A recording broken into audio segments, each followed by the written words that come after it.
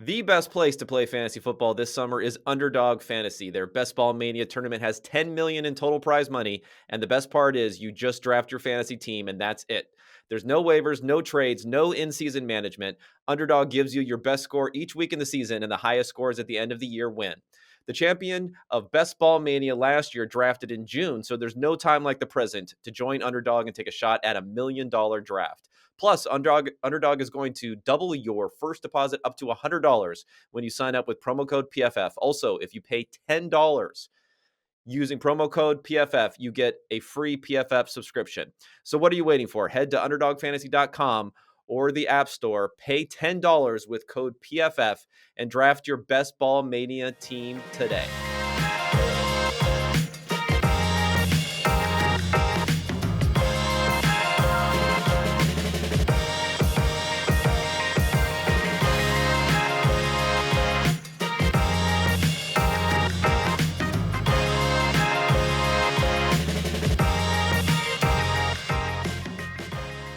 All right, everybody. Welcome to I think we're going to publish this on Wednesday, although for full disclosure, taping on a Monday night. So if something serious goes down in the dregs of the NFL season, we will not be talking about it between Monday and Wednesday.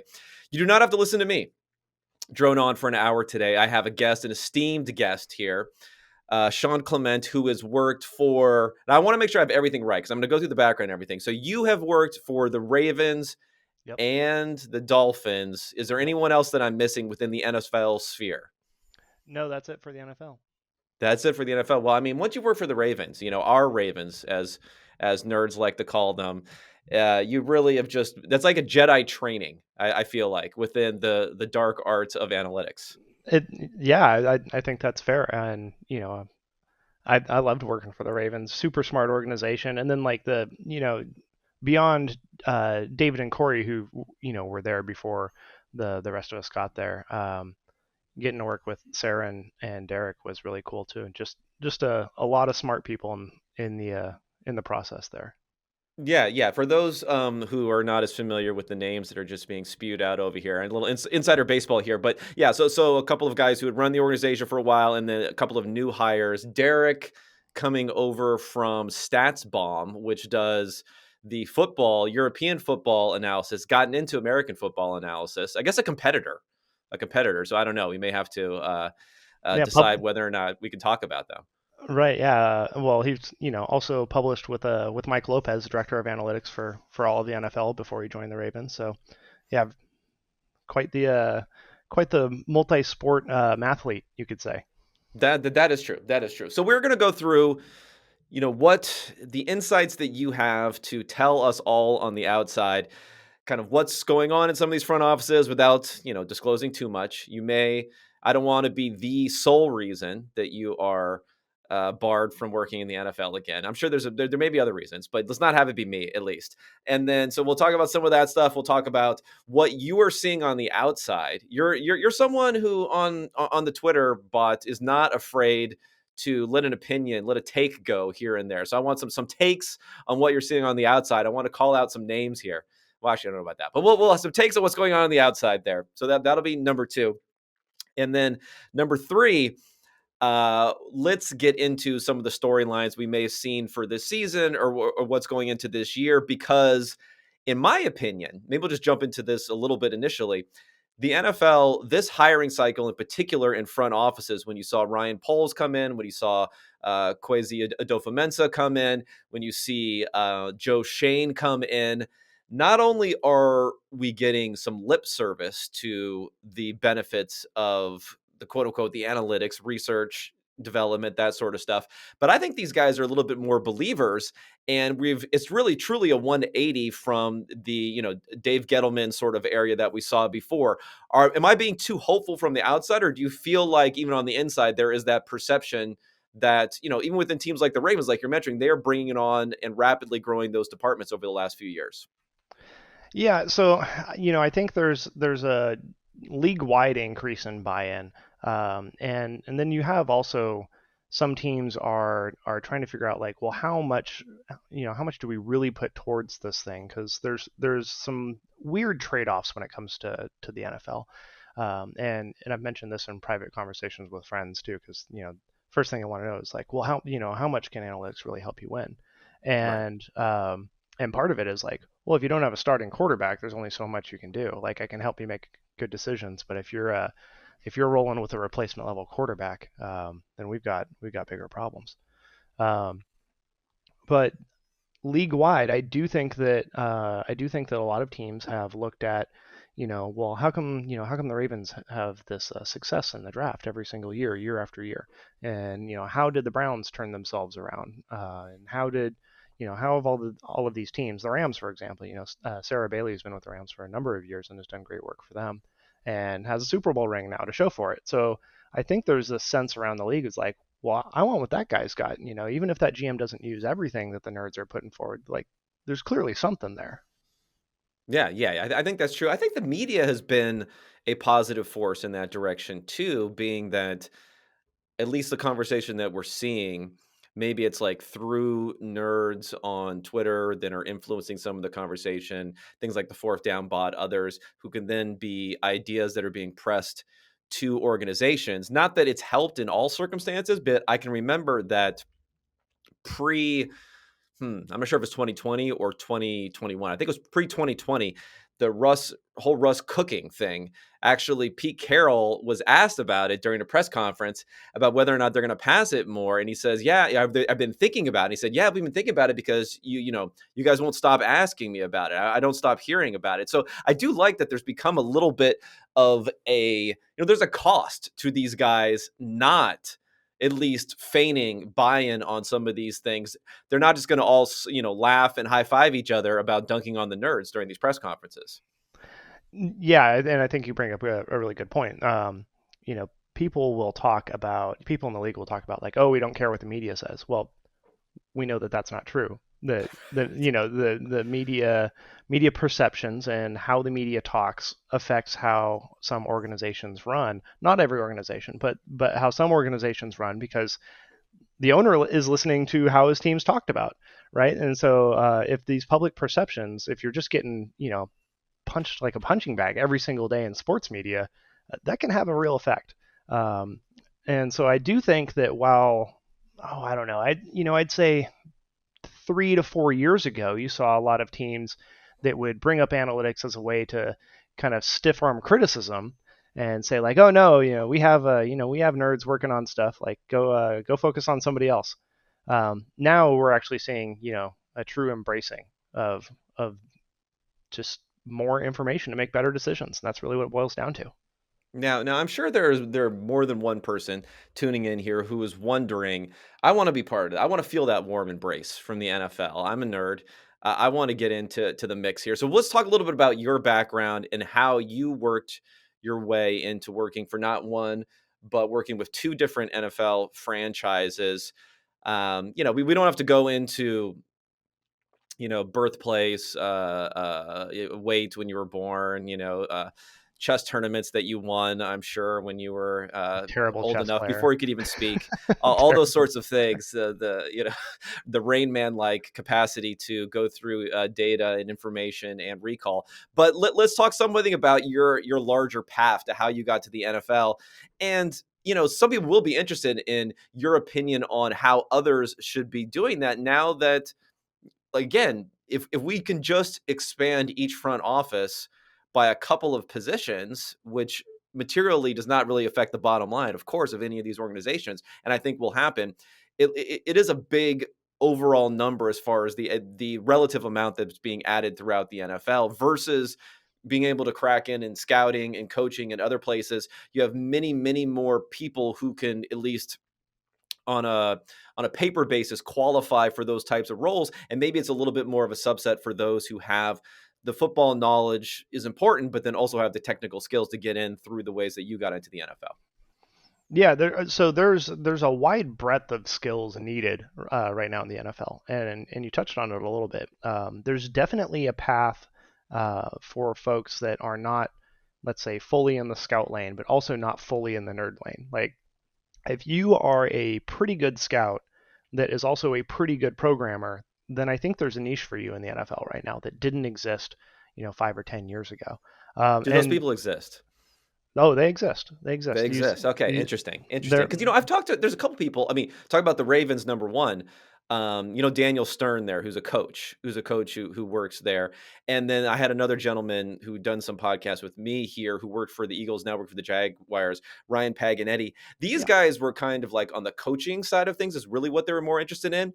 But they went to like nerd colleges, they went to Ivy League schools, and for right. that reason Daniel more than Ryan, because Ryan kind of looks like a little bit of a meathead, but Daniel more than Ryan kind of like they get put into that bucket of being like a nerd. So they say, you know what, I'm going to embrace and kind of come through that way. Is that what you're talking about? Someone who may be like a football guy, but then can learn to really embrace that side of things and then bring that dual skill set? Yeah, I mean, kind of. It's kind of like you need someone who can act as a bridge between the two worlds sometimes. So there's a bit of that going on. But then, if you have someone who just comes from one of the two backgrounds and then works their way towards the other, you see that a lot too. So, somebody who may have been a scouting intern, but then starts looking up things like NFL Faster or the Big Data Bowl, things like that, and then they use that as a way to improve their coding skill set, and now they can really look at like, okay, well, the things that I look for on tape, do they actually matter? Can we measure them? All of these sorts of questions that you really first start sinking your teeth into when you get into football analytics. And to answer your question on how the heck did I get into this world, um, honestly, so I started grad school in 2016, and I was the dumb army guy in my grad school class because I was about a decade older than everybody else. So I showed up at Stanford. The most complex math I had done for the previous decade was long division while I was sitting in the cockpit of a helicopter just figuring out how much fuel I had left. And the next thing I know, I'm sitting in PhD linear algebra classes. And I felt like I was getting just hit in the face with a baseball bat. I couldn't keep my head above water. Um, Long story short, football analytics was my way of taking all of the theory I was learning about in class and applying it towards a real world problem. Because I knew that when I left school, I didn't really care about um, I didn't really care about theory, to be quite honest with you. I cared about using what I was learning to solve real world problems. And so, Now, you're speaking my language here. Now, if you were talking to Dr. Eric Eager, maybe not, but you're definitely speaking my language about like I trust you guys. Like I trust you right. mathematicians and others that this stuff works. Like I'm willing to put my faith in you that someone much smarter than me hasn't said, no, wait a second, this doesn't work. This doesn't actually work the way you're doing Yeah, well, now maybe Wednesday morning I'll get an angry text from Eric like, "Oh, I can't believe you said that on the podcast." it. Right, right. Um, but yeah, I wanted to solve some real world problems, and football was my way to do it. And then I got towards the end of grad school, and I was like, well, I kind of want to write about football, so I did that a little bit under SB Nation. And then the first Big Data Bowl rolled out in 2018, and I took a shot at that. I wasn't very good at it, just to be Well, yeah, totally you got to honest. be like, well, at least, well, it depends on how it's arranged now. You have some guys who are seriously know how to go from subject to subject. I mean, the guys famously who won the Big Data Bowl a couple of years ago didn't even know what football was before they started into it. Right. Yeah. They just slammed the problem into a computer vision setup and did phenomenally. Yeah. So I participated in the Big Data Bowl and I got some feedback on that, but I also got used to working with the tracking data at that point, and then it was you know can I improve my coding skills enough to be useful to a team? Was really lucky enough to interview with the Ravens, back in the summer of 2018. So I joined them for the 2019 and 2020 seasons. Um, and yeah, in some ways, it's much easier to get picked up by a team now, only because the data is more out there and available. So you can get some reps in. I don't think that you can jump straight from trying to learn how to code into an NFL team, but you can at least go and say you can at least familiarize yourself with win probability and expected points added, and you can go on to Kaggle and pick up all of the Big Data Bowl notebooks and see if you can get them to run, see if you can get them to improve. And so from that perspective, it's like, wow, there's just so many resources that didn't exist even 5 years ago. Yeah, yeah, and as you mentioned, there's publicly available tracking data via these competitions that they've had for the Big Data Bowl. I mean, it's not comprehensive, but then again, if you're not practiced and you don't have a full data storage setup and everything else, you probably don't, you probably can't even deal with anything too comprehensive on that side of things. So Right. maybe I'll just ask you. Let's start with the big general, $60,000 question for you is maybe how do you define analytics, or are you like I thought was interesting an answer from Kwesi Adolfo-Mensah where he said he didn't like the word analytics because he thought that there's some baggage around it and it more often points to who is doing the analysis, which then comes with assumptions, judgment, preconceived notions, as opposed to what is being done, where he thinks anyone can think in this kind of thoughtful manner, which goes into analyzing, breaking down problems, and coming up with thoughtful solutions, which doesn't have to be defined as quote unquote analytics. What do you think about all of that? Yeah, so there's some negative connotations with the word analytics in the football sphere. Um, but I think a lot of that is starting to be smoothed over within league circles because as you start getting nerds into these teams, or as people kind of move around the league and see how different teams operate, um, it becomes clear that you don't just have people coming from computer science backgrounds and math backgrounds or whatever going into these teams and then cudgeling them and saying like, oh, you're doing everything wrong, like you should be doing this because the numbers say so. I think that the people who, especially the people who work in the league multiple years, they're very conscientious of what they don't know about football, and to be successful as an analyst, and to solve these very complex problems, you have to have a good amount of people skills because you're going to be sitting down with either coaches or scouts or a combination of the two, and really talking through these problems. What is it you're trying to solve?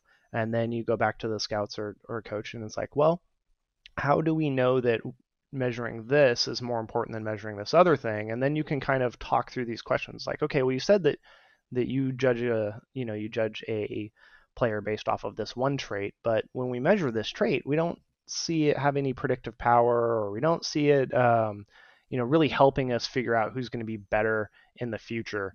And so let's break that down. Like maybe it's not this particular trait in all circumstances. Maybe there's a certain subset of circumstances. Maybe what so in some cases, what is being looked at is simply aesthetically pleasing. It isn't necessarily an effectiveness thing. And but if you treat all of these as kind of like research questions and they're collaborative rather than adversarial, that's such a big jump. And honestly, the biggest difference between the public sphere and what happens inside of teams. The Yeah, public sphere yeah, can yeah. be I mean, that was very going to be something. adversarial. Yeah, that was gonna be something that I was gonna get into. So maybe we can jump into that a little bit here. I guess there'll be two points from what you mentioned, which I think are interesting.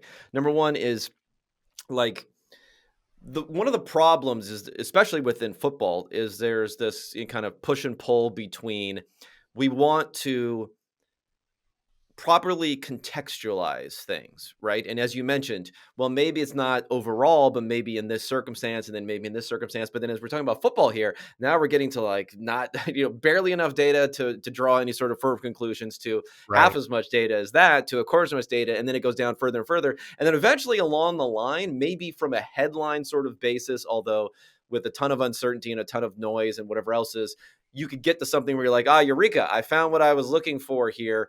But then if you really, its predictive power out of sample may be null at that point. So how do you think about Yeah. that problem, I guess, initially? Yeah, so I mean, it depends on, would depend on exactly what we're talking about. But I think this is where something like using something like empirical Bayes is incredibly powerful, because you can come in with a notion of what the actual answer is, and then you can let the data nudge that distribution the right direction, left or right, to reinforce your point. And it usually doesn't take that many samples to actually start having that effect. And so things like that become really powerful, because then it's like, okay, well, we have some notion of what we think is going on, but we also want the data to have more of a say in this process. And that can be really important to do, but to your point, can be really dangerous to do if the sample sizes are really small. If you're talking with a scout or a coach and you're like, well, okay, you want me to look at, third and 5 and 6, out of 12 personnel between these score bound. Like, it's like I've got 7 samples all year, man. Like, I can't tell you anything out of that. If I did, it would be malpractice. Yeah, yeah. Or, you could send it out, but just don't include the sample size, on Well, something like there's that. that. Yeah, yeah, there is that. Okay, okay, but I really want to dig into all of these little details, but I keep on getting sidetracked by myself, mostly asking additional questions for the specifics here. I know because I want to get into the kind of Bayesian way, like having a prior, which can be built off of either logical inference or knowledge of what you want and go. So I want to get into that stuff. But I want to kind of get back to some of the particulars here as far as these departments. I mean, we hear things on the outside about they have, five people in their R&D department here, and then someone else they'll have one. The functions of what teams may be looking at probably differs quite a bit across the board, whether or not it's just collecting, a faster way of collecting data that they would be doing on the coaching side for them versus some people who may be really digging into the tracking data and things like that. So I want to get an idea, and you don't have to mention any particular team you work for, but as far as the structure of how things work, is a research and development department, is it more of a, like, how big of a how much siloed is it in what it does there, which then kind of works its way up into the top of the silo and then spreads out from there, or is there a lot of collaboration with different areas even within different levels of the department? I think there's a lot of collaboration. You'll see, when we start talking about R&D departments, and if you look at them on paper, and especially, teams don't want to necessarily lay out exactly how their front office organizational chart is structured for good reason. But I think what you tend to see is you just have a group of uh, really smart people kind of scattered throughout the organization, but what they're working on is really just a function of what needs to be done at any given time. So, if you need to be helping out with an immediate coaching question, or if you're doing draft preparation, or if you're doing free agent preparation, a lot of it is kind of cyclic in nature. You might be working on coaching stuff in the summer and then early in the season, and then next thing you're moving towards free agency preparation and then draft preparation, or you could have somebody who's just does nothing but draft preparation all year. So it varies a little bit team to team, but it also depends a lot on what the focus of that particular team is based on where they are, in their roster construction cycle. Because you could have very little cap room for free agents, and so now you don't need to put any of your nerds on free agents really, except for maybe a little bit of exploratory analysis, and the rest of it is like, okay, well, I need these 2 people to help out the coaching side, and these other 2, 3 people to help out on the draft side, and we'll leave free agency for a different year, unless you just have cycles to burn. It's like, well, let's build some models that may be useful in a different year that we won't really need this year. Yeah, yeah. Well, I mean, and for the player evaluation side, though, I mean, let's just think about. You mentioned for free agency, you wouldn't necessarily need to dig into it too much because of what the particular budget may be for that cycle. But I guess theoretically, you could trade for any player in the NFL now, whether it be accepted Right. or not, all that sort of stuff. So when it comes to something like that, like how much is it, would you say, generally, of course, isn't to be specific to the places that you've been, but your idea Yeah. would be, is it like, hey, we're thinking about doing X, trading for a wide receiver, we have these 5 names, dig into these 5 names, versus is there room to look through and maybe do, on an annual basis, something, try to get valuations on particular players and say, hey, we think this guy may be someone you should think about trading for, which seems a little bit like it probably wouldn't happen as much as the other way around. But how about that as far as the directional work? Is it coming down in a way of like, we're going to do X, help us refine that decision, like a specific decision, versus maybe you should think about this specific decision and then, either move forward with it or toss it aside if you believe that it's not a good thing to be doing. Yeah, so I would actually say the specific decision questions are more rare, and usually what you'll get pointed at instead is like, hey, we have a need at this position, and so go dig into that position, and not like, hey, we are thinking of trading for player A. Right. Um, So, um, and in some Because respects, if I they think want to that's trade for player A, let's face it, you're not talking them out of it. right. I mean, first of all, yeah, you're not talking them out of it.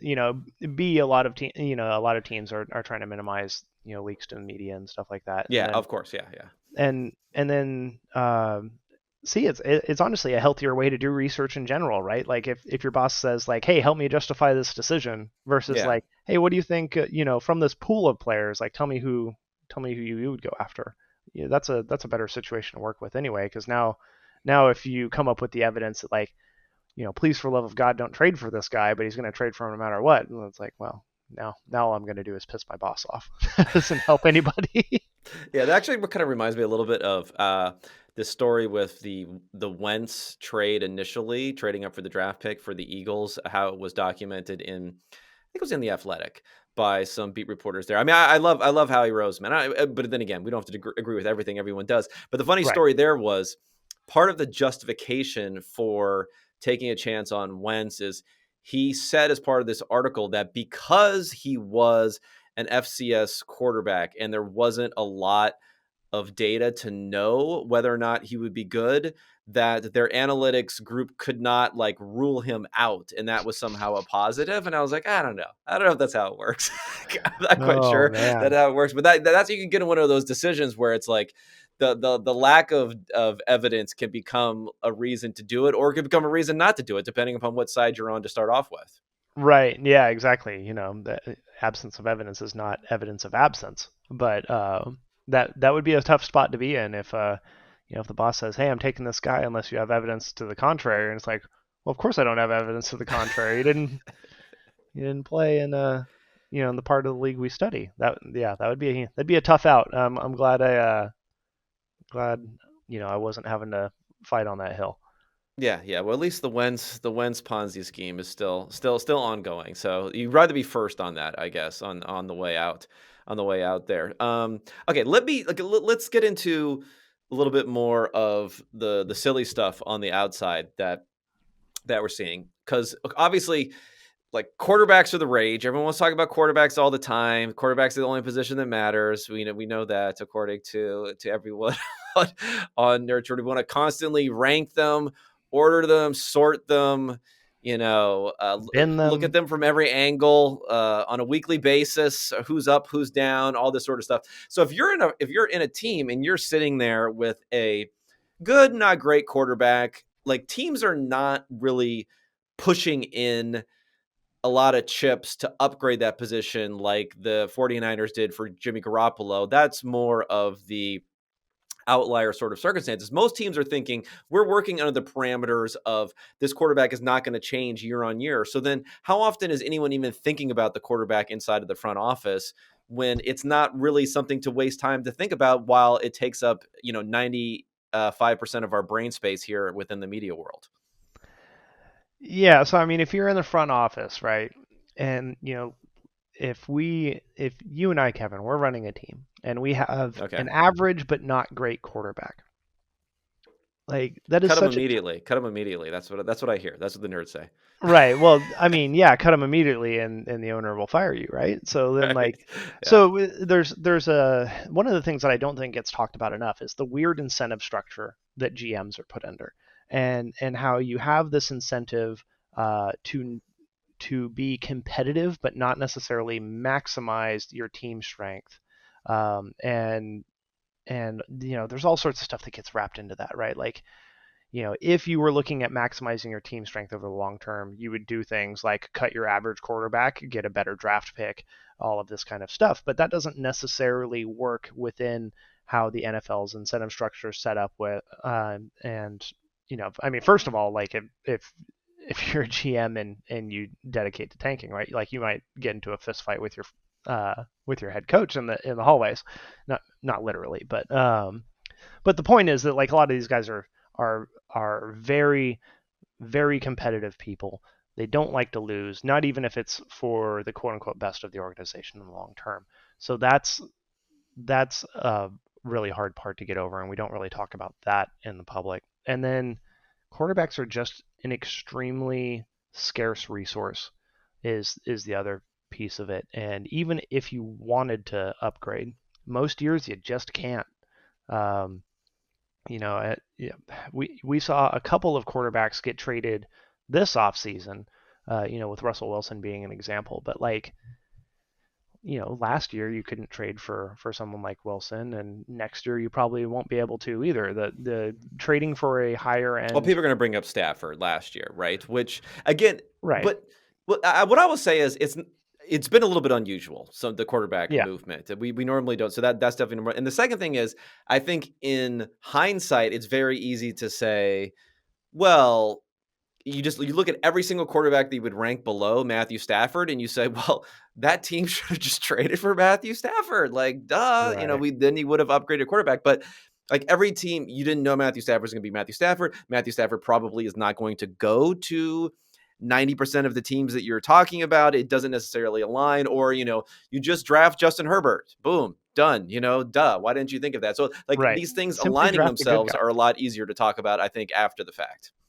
No, that's absolutely true. I mean, so if we are, if we're an average but not great team and we're looking to upgrade at quarterback and Matthew Stafford has already gone trade to the Rams, it's like, what's your next best option? Yeah. Because first of all, you have to find a team willing to trade their quarterback, and so then it's like, okay, well, will the Raiders trade Derek Carr? No. Will the Vikings trade Kirk Cousins? Maybe. Do you want to trade for Kirk Cousins? Yeah, yeah, but people think they should be having that Maybe. discussion of who they're going Like, to trade for right, with the exactly. Vikings, how they're going to tank. So yeah, Yeah, so it's a really hard problem, and we don't necessarily talk enough about those constraints, and that's honestly, so that makes things like what the 49ers did this last year just all that much more impressive to me. That you can have a quarterback who I don't think anybody would put Garoppolo in the elite tier, um, and and they just consistently are very good. Have made it to the Super Bowl, made it to multiple NFC championship games, um, and so those type of edge cases are really interesting to me because it's like you've almost figured out how to circumvent this quarterback problem, or at least if you got a guy who's good enough in the right offensive scheme and you can build around him, that maybe you can squeeze out an edge case. But gosh, even then, that's so hard to do because now you've got to hit on maybe 8 different positions instead of just one, but there's more talent available at those 8 different positions. okay. Well, how about just building around the quarterback? Because I guess sometimes when I think about these things too, I think that every there's luck involved, obviously, and all these Yeah. different things. There's uncertainty in a lot of different decisions, but another reason why I am not as much of a toss the bum out of here when you have Kirk Cousins or whoever as your quarterback, because like every decision that you're making, you have a chance to incrementally improve your chances of being better, essentially. So there's Right. so many decisions outside of the quarterback that you could be making. And if you are making those right decisions, they're not all going to get the right result. But if you're making the right decisions along the way, I do feel like a team that knows what it's doing should be able to build a competent team around the quarterback if they're really doing those things right. Now, often teams are like reaching too far. They know they have a weaker quarterback, so they're trying to like get the superstar talent, which costs too Hmm. much money. They're bringing back too many players because they're one player away, but they shouldn't think about one player away because they don't have that quarterback who's going to really make them one player away at all times. All those sorts of things. So I guess for me, that's probably more the thing that I would say is why not just like build the best ship around this guy you're going to bring in as your captain, and you don't have to the moment that they're not a top 8 quarterback, toss the dude overboard and get a new guy. Just keep on Right. riding on that and then be opportunistic about when to bring in a new quarterback. No, I think that's exactly right, but I think the differences are how do you do that, and where you see a lot of teams make mistakes is thinking that like, okay, well, I need to build around this quarterback, so I need, I need just this one all-star to put with that quarterback, and that will fix my problems.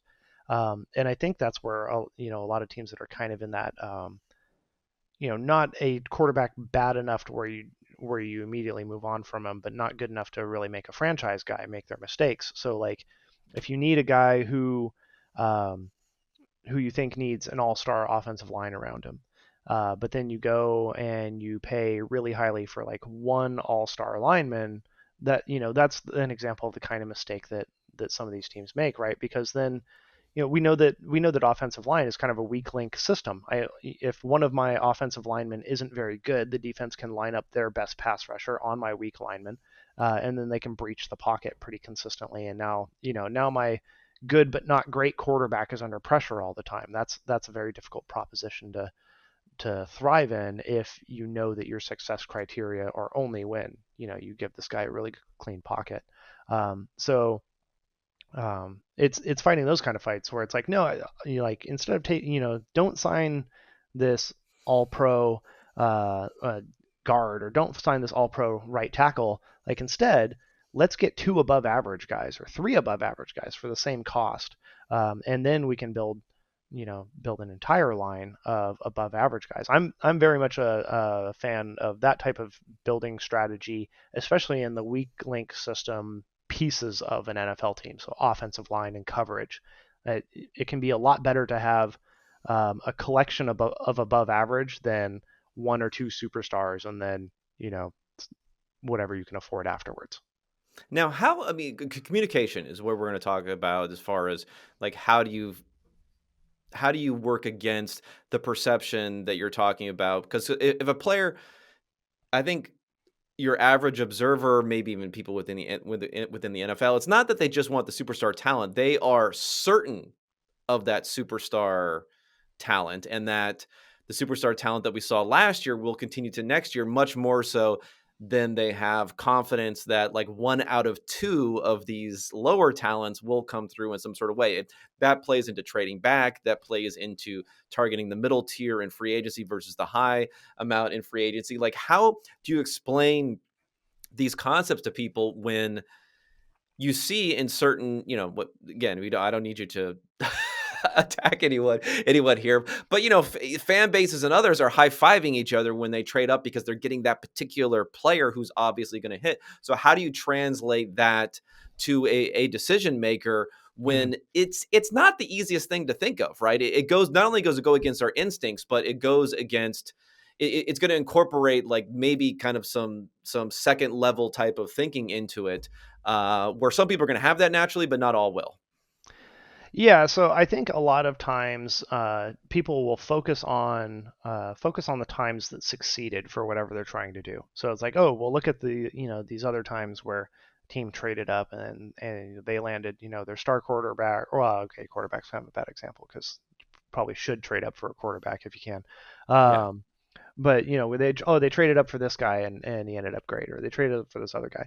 But I think at this point we have enough historical data where you can go back and say like, okay, well, here were all these other teams that were in similar situations, and they did what you're talking about. And let's list off some names that are maybe going to sound a little foreign because none of these guys made it, or they weren't nearly as good. And it's like, okay, well, if you trade up and this guy ends up being, someone who washes out of the league in 4 years, are you happy with that result? No, I'm not happy with that result. It's like, well, that happened this many times. If you trade up for this guy and all these different things happen, are you happy with that result or not? And I think that kind of framing it that way can kind of jar the memory of the person you're talking to, that like, oh yeah, there actually were a fair amount of maybe not failures, but not spectacular results too. That maybe the average result for this whole process that I'm considering is a bit lower than I thought. Um, and B, it kind of gives you as an analyst an idea of what's the risk appetite of the person you're talking to. Are they willing to really swing for the fences on all these people, and what do those percentages look like, right? Because they're probably not thinking of it in terms of percentages, but you probably are. And so if you come to them and say like, hey, there's like a 1 in 10 chance this person is an all pro, are you sure you want to do this? Then and if they say yes, then it's like, well, okay. I mean, that's the like at that point that's just risk appetite, and you're not going to talk them out of that position. But I think it's important to understand exactly you know what they're willing to accept and what they're willing or not willing to accept.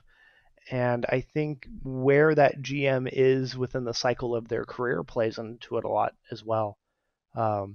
as you get people who, um, whether it's real or perceived, feel like they need to win now, um, in order to keep their job, it gets really hard to talk them out of just swinging for the fences.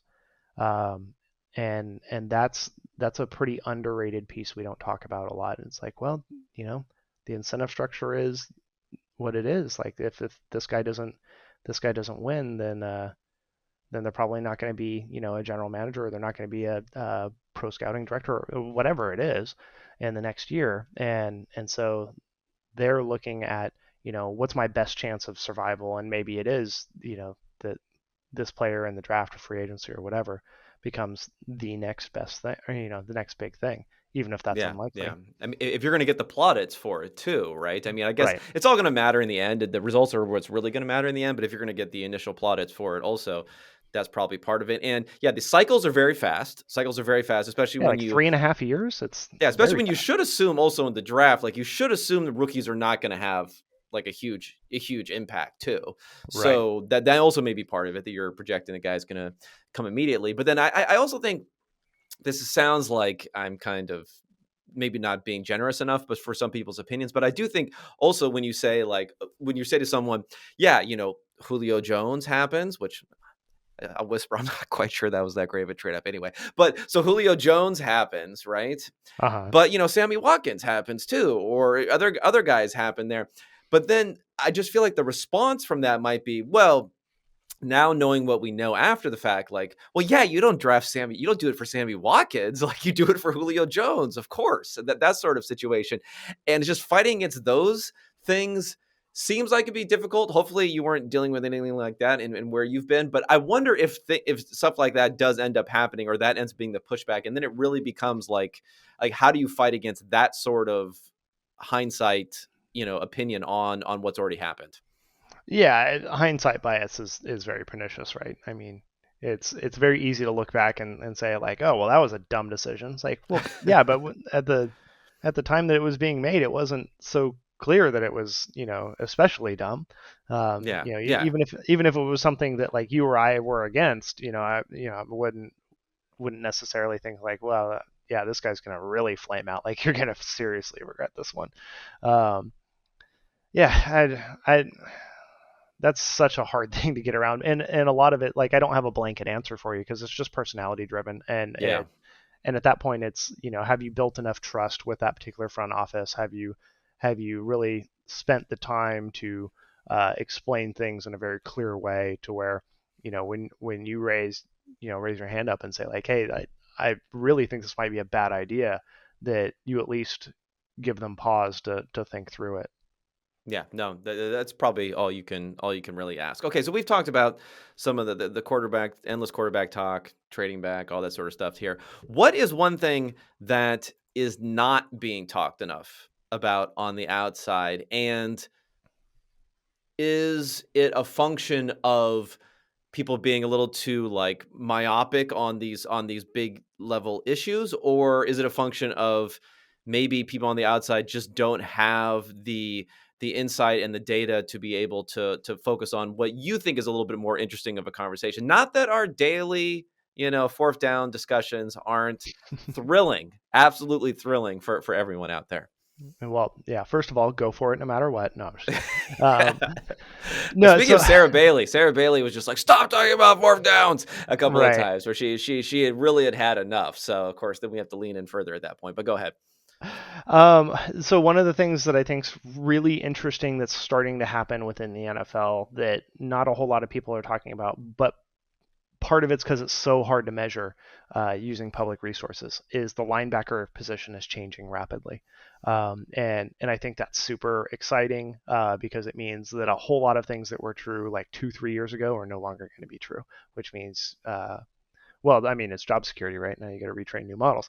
But on a serious note, it means that we may be entering a phase of the game where play action becomes less effective because linebackers are starting to not bite on play action. And if that trend holds and it continues and it spreads to more teams, we could fundamentally see a radical shift possibly in the expected points added in the pass versus the run, and then especially play action might come down to earth a bit, because for the last several years it's been kind of a magic button.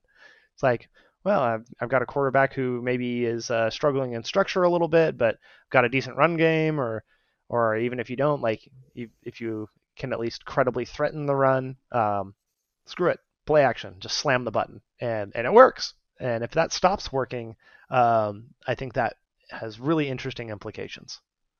Now, that is pretty interesting because, again, going back to my data question on this, Mm-hmm. I have seen recently, I forget which team it was. Maybe it was the It was the Colts, I Colts. want to say, It where was the they've been Colts. showing some clips about how guys are not they're just not biting. They're not Yep. biting on the play action. And I discount a little bit of clip analysis because you're only getting a clip, right? You're only getting a Right. few clips as opposed to a large source of data. So publicly, do we have the data to analyze something like this? Is this as simple as looking at the relative advantage of play action versus non-play action passing? And even then, the context, we're going to throw context into everything here. It's like if you're classifying an RPO or something like that as play Mm-hmm. action versus the Shanahan kind of play action into a boot sort of, it's kind of a whole different sort of scenario here. So do we publicly have the means of figuring something like that out, or is this a tracking issue mostly? Well, I think there's a few issues.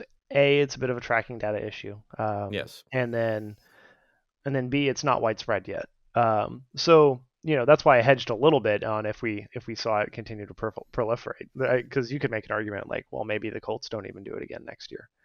It could have been a one-off thing.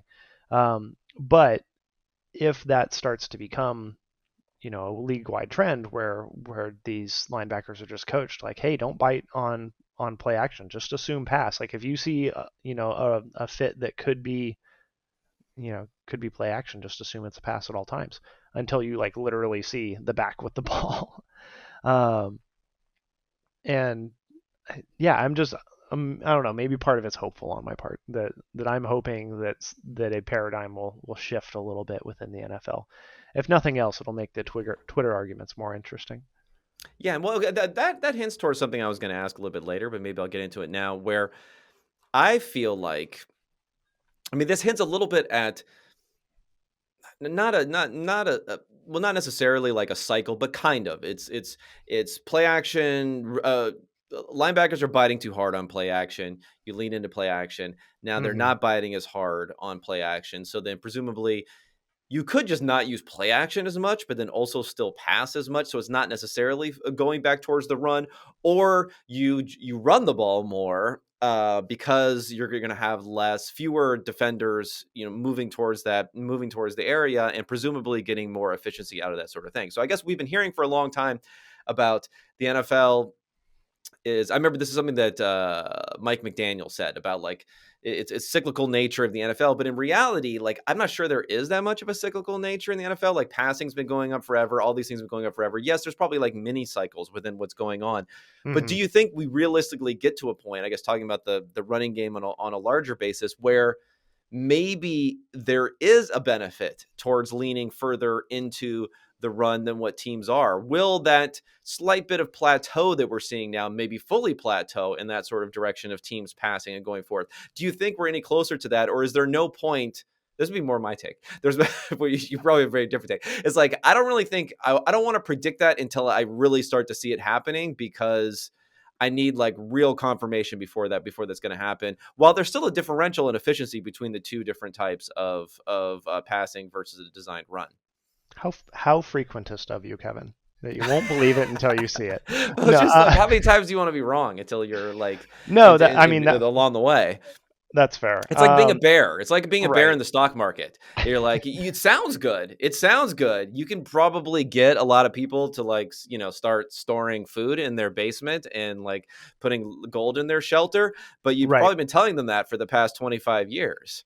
That's true. Yeah, the sky is falling every day. Yeah. Um, so I think we're closer to the plateau now than at any point in NFL history, barring rule changes. I think the big wrench in all of this is that rule changes do have an outsized effect on things. So, if they change the pass interference rule, that could have an impact.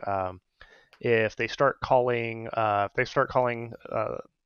legal man downfield more often on RPOs, that could have a big impact, and skew things more towards running than passing because now you're just your center's 5 yards downfield and it's costing you yardage every time. But I do think we're nearing a plateau. But I think that there is space for teams that are willing to kind of buy that midfield within the free agency market and then draft very smartly, um, and build around average to maybe slightly above average quarterbacks rather than having an elite one that can still go out there and compete. But the problem is those edges are very, very small and it's hard to do.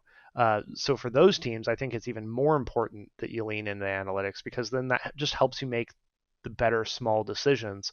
Even if it doesn't, uh, take over your decision making completely, which is totally fine, but at least taken into consideration. So if you're a team operating kind of in that paradigm, pending what we see out of Trey Lance, right? Like Trey Lance could be phenomenal. I have no idea because he hasn't really played much in the NFL. But the 49ers could be a team like that. The Titans, I think, were kind of a team like that for a number of years, where you had Ryan Tannehill, who in that particular scheme with that team was operating very, very efficiently. And I don't think that was because of their embracing of analytics, but just kind of their team building philosophy of, we're going to build very strongly within our weak link systems, and then everything else kind of happens where it happens. You hit on a couple of good wide receivers, you have a quarterback who's good enough to get you there, and at at that point you're having success in what is otherwise a very stacked AFC.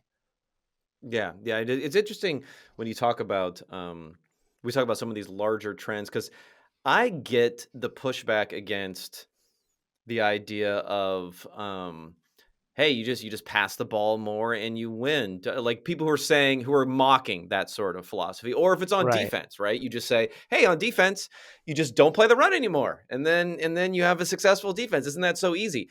Or something like that, or the idea that you just run this particular type of you just do motion every single play or your play action every single play and you end up working.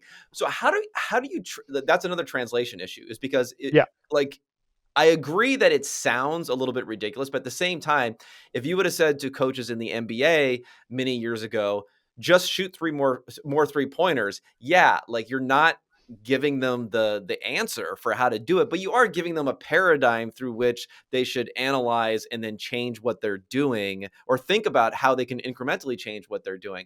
Like how do you think about that sort of thing, like whether it can really be implemented? How do you take maybe a broad macro idea and then implement it when that's like I don't know if I believe you enough to even put this much emphasis into what I'm doing from a coaching perspective. Yeah, so to go to an NBA example, right? When a lot of the nerds were saying like, "Hey, we should shoot more three pointers," it was like, "Well, we should be shooting these uncontested three pointers," because you had a lot of Yes. guys who were coming in, 5, 6 extra feet, just inside the 3-point line, and then they were shooting jump shots. And it's not that the jump shots weren't good. I mean, an uncontested jump shot is still a positive play, right? But if you have an uncontested three, the probability to make between the two shots is very, very similar. So just take the uncontested three, and so that's kind of how you frame it, right? It's not hey, replace all of your passes with play action, or hey, just use more motion. It's if there is a moment in time when in the process of your coaching where you're thinking, should I do one or the other? You should change what your default is. Like instead of on 1st and 10, like, oh well, we need to run first and see if our running game is going.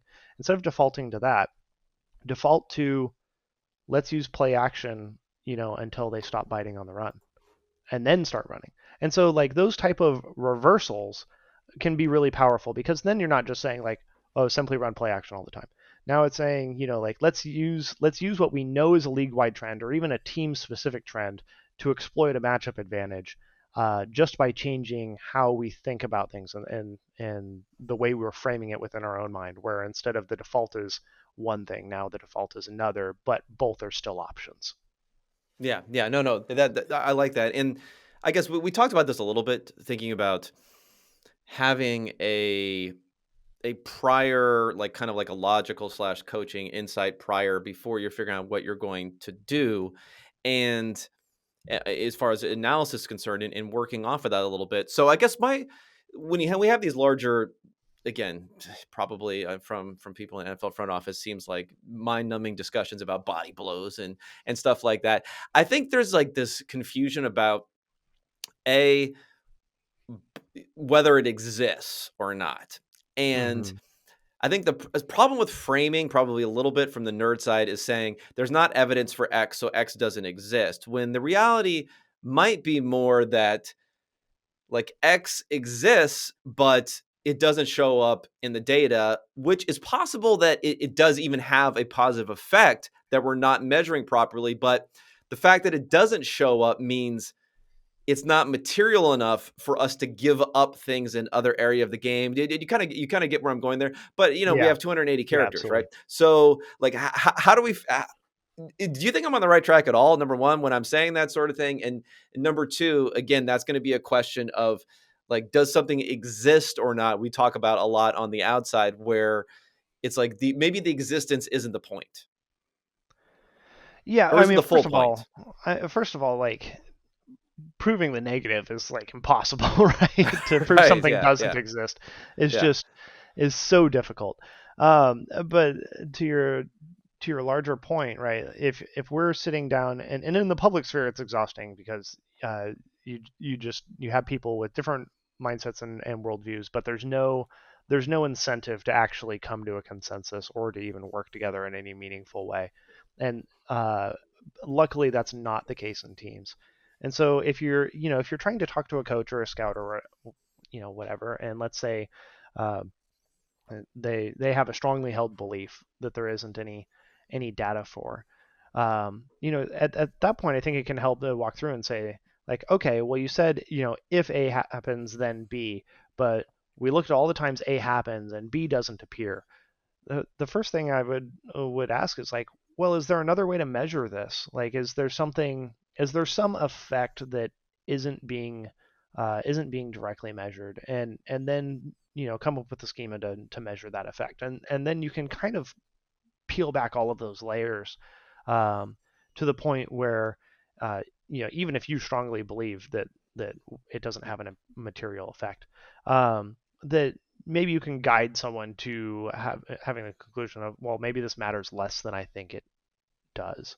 But you do that in an slow evidence-based way, and that's not really what happens in public discourse because I mean, there's kind of a lack of data for a lot of it. You start talking about like, oh well, play action is more effective than this, and film people say like, well, you need context, and nerds say like, well, there's no evidence that the context matters. But then you kind of hit a data limitation, and so you can't really get into it with tracking data and stuff like that. And so then you're at an impasse, and exchanging Twitter blows 280 characters at a time.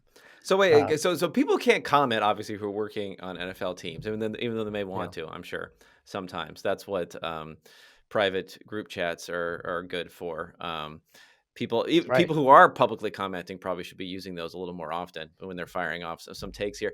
Do you guys on the inside? Are you ever talking about like the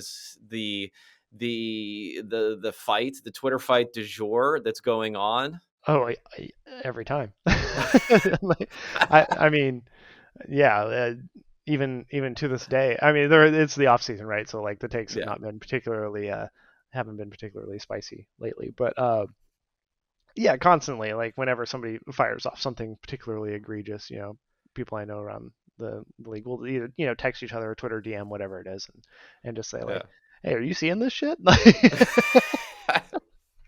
And Yeah. some of Yeah. it's funny because like you would think, especially a lot of analytics nerds, that we would be taking the nerd side, and Yeah. then but a lot of the times it's like this guy doesn't know what the heck he's talking about. Like, and some of it's a data access issue, right? Like kind of like we alluded to before, because you'll be like, oh yeah, if you had this and this data source, or if you had a model to measure whatever it is, then of course you would see that what he's saying is rubbish. But you fight you fight your online battles with the data set you have, not the data set you wish you had. Yeah, yeah. I mean, I'm assuming, of course, you're not talking about me, but yeah, Baldwin and Hermsmeyer, those guys, I agree. They have some awful takes that everyone should be trashing on the inside there. Okay, so before I let you go, Sean, I appreciate it. We've gone over an hour here, so appreciate the time so much. Do you have Yeah, no problem. any good stories, anything else, anyone you want to trash in the analytics community? You want to just throw it out there as someone? I know you do have someone, but we don't necessarily need to go there. Is there any good stories from the inside that you can share a little bit, maybe without revealing too many secrets? Yeah, so really funny story, at least funny in my opinion, for my first year with the Ravens. Okay. And so I had just So what year is this? So let's get the full context here. 2019, sorry, 2019. 2019. So this is So Lamar Jackson unanimous MVP season upcoming. yeah, Go ahead. it was a good year. Yeah. So I joined the Ravens, and working with their analytics department, and kind of getting onboarded with Derek and Sarah, because we all got brought in at the same time. And I remember there was some online like Twitter spat, and I can't remember what exactly was being argued about. Yeah. But I'm sure Corey, I'm sure it was like monumental and oh changed the yeah, course it of, was of it was it football. was it was career defining. No, I'm just kidding. But I was texting back and forth with Corey Krawick, who still works with the Ravens, and we're kind of making fun of some of the Twitter takes, and I made a comment along the lines of like, well, of course he had a stupid take. He has an MBA, like business majors, and then Corey goes, I have an MBA, right? And like I had been with the team for like 2 weeks at this point, and so I'm just like, well, I just got fired over an internet joke. Yeah, you're like, well, nah. I mean, the school though. Do you see the school? Right. Those guys are a bunch of Yeah, idiots like over there. Yeah. Yeah. I was Well, you like, know what? I will well, say really put my this. foot in it. Even if okay, Corey, if you're doing this, I apologize. Well, actually, I don't apologize. If you're doing this, if you put MBA like MD or something like that by your name or something, No, he would on your never. profile or something, you deserve to be smited down and made fun of at all times possible. So sorry to anyone out there who like on a business card or something, you don't put MBA on there. That's not how it works. I'm sorry, people. That's not how it works. But anyway, so I'll give you that there. But you made it. You made it. You That's true. survived. Yeah, I You survived survived that that year, one. and yeah, survived that year and the next. So yeah, not so for all of you aspiring NFL data analytics folks, beware of who has NBAs. You Yeah. might. Do heavy research via LinkedIn That's before right. That's before right. before you start you start spouting off too much. It kind of reminds me, like just the other day I was at my kid's soccer game and I was like talking about how they destroyed this team that they were playing against, and then I noticed like a mom was right behind me right when I was saying these things. It's like Oh it's a little uncomfortable. no. I can't help it. I need to and then another thing is like I need to just not say anything during the games also, because I feel like I'm becoming one of those dads where I'm not really passionate about it, but then I'll just be like, oh, what are you doing? And then I'll notice like the mom of the kid is right there. I'm like, oh, whoops, I should have said that there. So Don't be that apologies guy, out there. Kevin. Don't Yeah, be that I'm becoming that guy. guy. I'm becoming that guy, but I can't help it. The kid actually has some athletic ability. And when that happens to a nerd, when their kid has some athletic ability, it's like you get overjoyous sort of, bubbling cauldron that overflows sometimes. So I apologize for all of that. But We're anyway, you're gonna be on um, TikTok any day now as that yeah, dad just yelling at somebody. yeah, let's hope not. I hope I get canceled for something better than that. But anyway, everyone, I appreciate you listening. Make sure you follow Sean on Twitter at Sean from Seabeck, Seabeck on there. You're gonna get some takes periodically on football. And you'll be able to follow everything that Sean's doing. I'm sure it'll pop up with some more insightful analysis that he's doing throughout the league. Writing some stuff from Football Outsiders. Are you still doing any stuff there or not really? No, so I am working on a pretty big project right now, but not really ready to go public on it quite yet. So You don't want to break uh, some news right here? no, I do not want to break some news right now, but you'll see something relatively soon. I would think. Okay, well, that's a good hook. That's a good hook for everyone to go That's ahead right. and follow him on Twitter, and you'll see all when all of that comes through. Otherwise, I appreciate everyone tuning in, and I'll be coming at you again with a couple of episodes next week, and also be talking to Ron Yurko next week, who is the one of the co-inventors of NFL Scraper, which then was the first kind of big public access taking NFL data from the API and moving on. And then he also worked for Zealous Analytics. Won't get into exactly what they were doing there. Now he's moving on to Professor Land, but doing some great work in the NFL area, especially in the with the tracking data. So I'll be talking to him next week. But until then, thanks for everyone for tuning in, and I'll talk at you then.